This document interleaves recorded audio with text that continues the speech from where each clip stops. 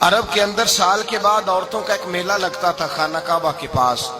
صرف عورتیں اکٹھی ہوتی تھی, میلہ لگا ہوا تھا. ایک تورات جاننے والا یہودی عالم بھی آیا ہوا تھا. وہ بیویوں کے مجمع پہ نظر ڈال کے کہنے لگا, بیویوں, مرد کا کام تو کوئی نہیں عورتوں کے مجمع میں بات کرنا, لیکن میں تمہیں ایک پیغام دینے لگا ہوں. اللہ کے آخری رسول جو مکے میں پیدا ہونے والے ہیں, ان کے آنے کا وقت قریب آ گیا ہے. وہ بیوی بڑی خوش نصیب ہوگی جنہیں ان کی رفاقت ملے گی. عورتوں نے جب دیکھا کہ مرد آ گیا عورتوں کے میلے میں, تو انہوں نے ڈانٹا, جھڑکا, کہا چل اٹھا اپنی کتابیں اور نکل جا. حضرت ختیجہ کہتی ہیں باقیوں نے ڈانٹا, پر میں نے بات پلے سے باندھ لی.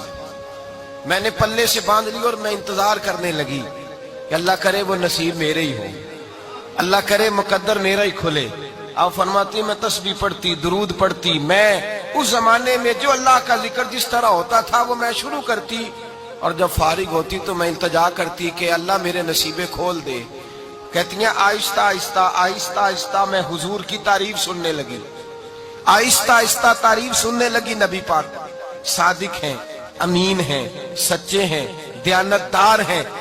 اس برے اور میلے معاشرے میں بھی وہ سب سے اعلیٰ بھی ہیں اور سب سے اجلے بھی ہیں, وہ سب سے پاکیزہ ہیں. میں سننے لگی تعارف. آہستہ آہستہ میں ان کی گرویدہ ہونے لگی.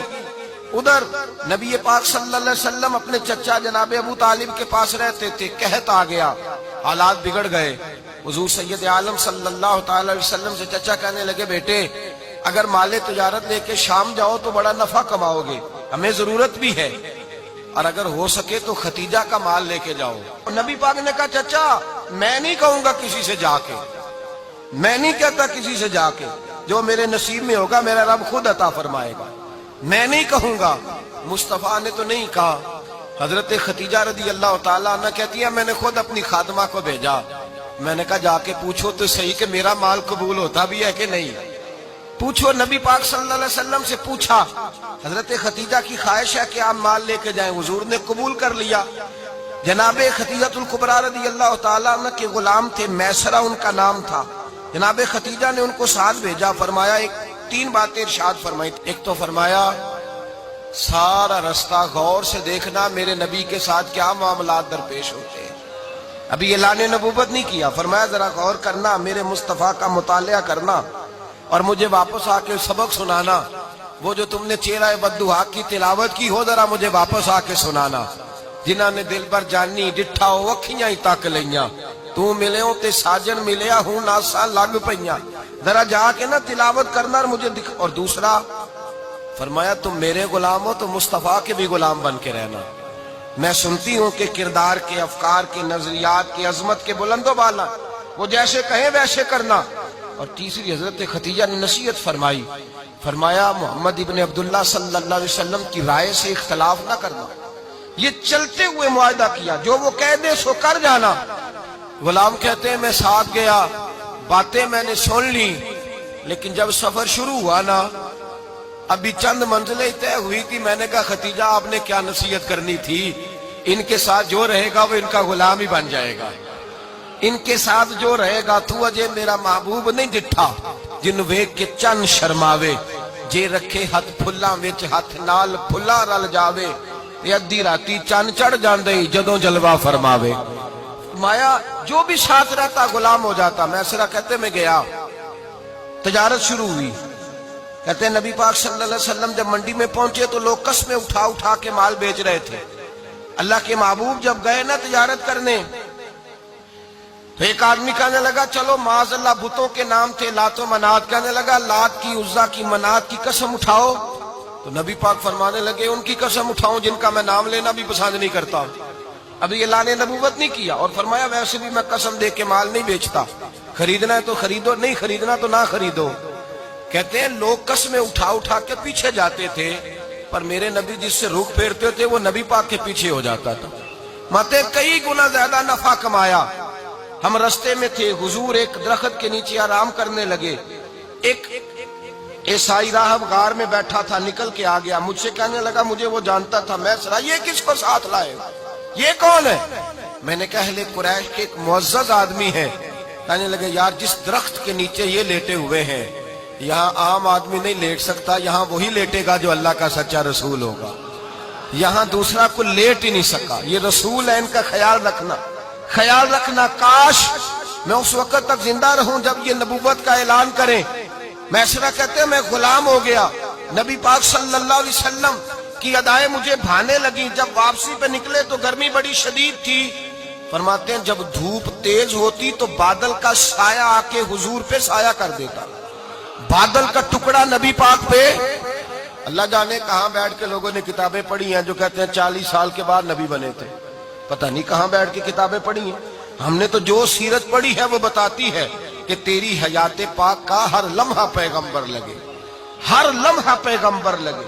یہاں تو وہ لوگ جو کئی سال پہلے 20 اور 25 سال پہلے حضور سید عالم صلی اللہ علیہ وسلم کی رفاقت میں رہے وہ اعلان کر لوگ پتہ نہیں کہاں بیٹھ کے کتابیں پڑھتے ہیں، کہاں بیٹھ کے. میرے نبی پاک سے صحابہ نے پوچھا حضور آپ کب نبی تھے؟ فرمایا ابھی آدم کی مٹی گوندی جا رہی تھی، ابھی آدم کی مٹی گوندی جا رہی تھی، میں تب بھی اللہ کا رسول تھا.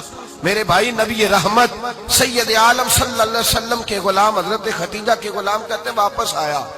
اور پہلے بھی کئی دفعہ حضرت ختیجہ کا مال گیا تھا، بڑے نفع آئے تھے، پر جو نفع اس سال آیا وہ پہلے کبھی نہیں آیا تھا.